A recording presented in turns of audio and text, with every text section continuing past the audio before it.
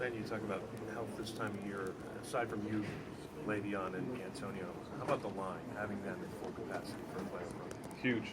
They're the biggest component to this offense and maybe the team. People can talk a lot about Le'Veon, myself, and AB, but we're nothing without them.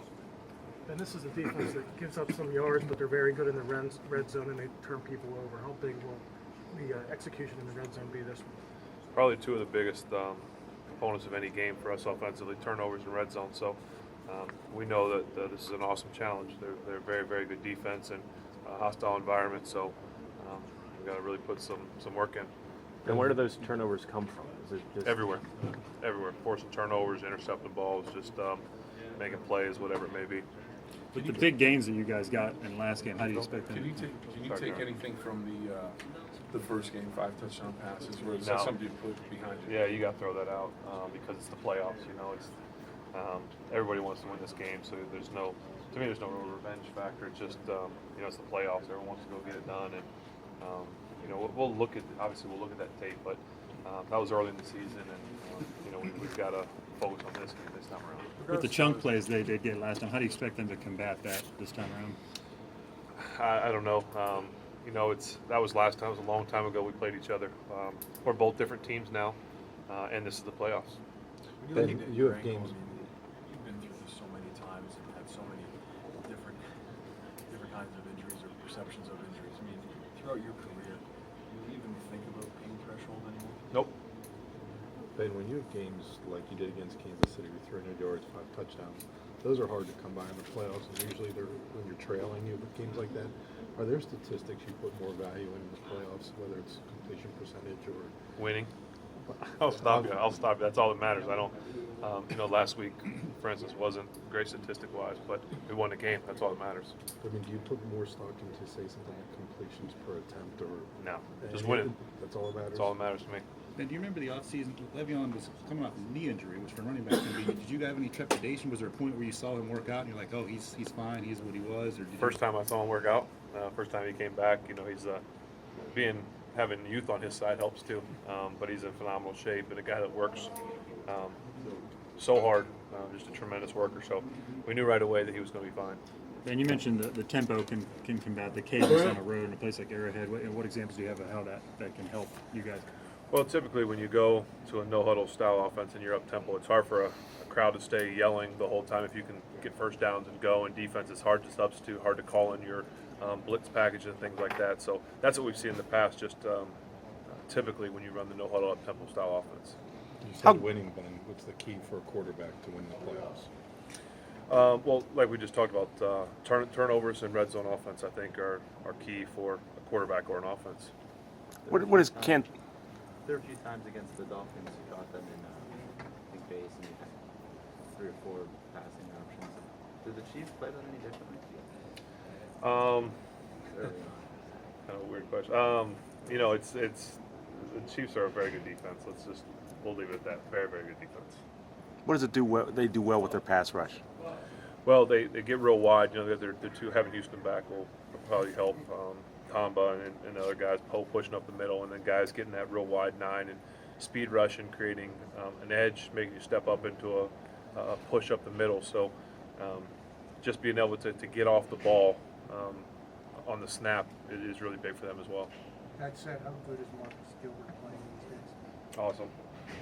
I think that whole group's playing great.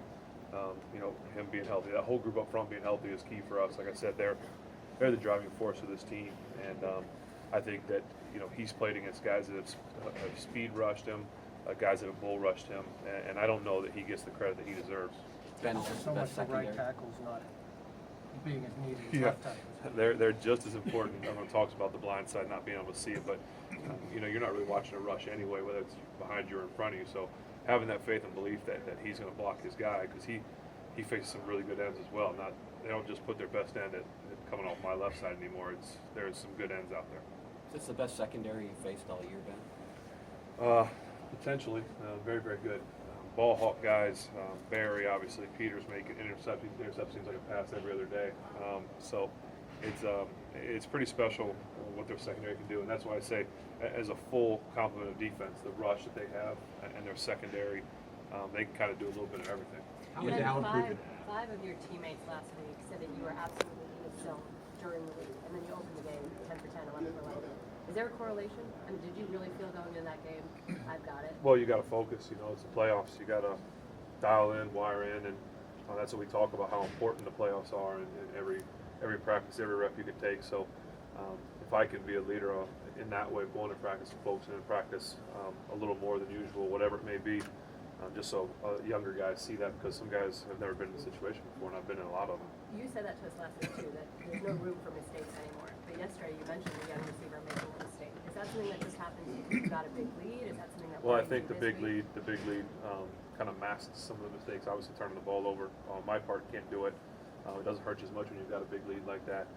Some of the stuff late, you know, receivers not looking for ball, just different things. So luckily we had a big enough lead that it didn't matter as much. But moving forward, we need to make sure we limit those mistakes, and I'll start with myself. How has Allen improved in last year? I'm sorry? How has Allen improved in last year? How's that? Well, you know, he just getting experience, you know, being able to play every day, every down, working so closely with Ramon and the rest of the guys up front. You know, there's no substitute for experience. Is work ethic something that's special?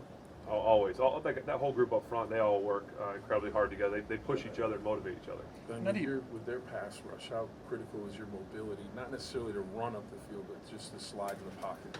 Yeah, it's big because they do come from all different angles and different areas and pushing. So being able to slide, the subtle movements will be big in this game. And when you face an aggressive secondary, you talk about the interceptions. Can you almost use it to your advantage? Maybe they're overly aggressive, a pump fake, that type of thing? Or do you not Hope think? so. Well, we're not giving any secrets away, but we'll see. You know, it's they are a very aggressive defense. You know, we were able to utilize some of that the first time we played, but like I said, we throw that out the window. They may be more conservative. They may just play their game. So we'll make a lot of in-game adjustments like we always do. Now that you've been with Todd for a handful of years, how has he evolved as a coordinator? Well, I think just you know, knowing his personnel, knowing the coaches, he just you know, he puts ego aside and utilizes everything that he has, from Coach Munchak, obviously the Hall of Famer, and Sean Surratt and the tight ends coach and Randy and just everybody he has. He doesn't just say, hey, this is what we're doing. He's asked a lot, what do you guys want to do? What do you think about this? Coming to players, talking to them about what they're comfortable with. So for a coordinator to be able to do that, I think speaks volumes for where he's been able to get to and making us as good as we are.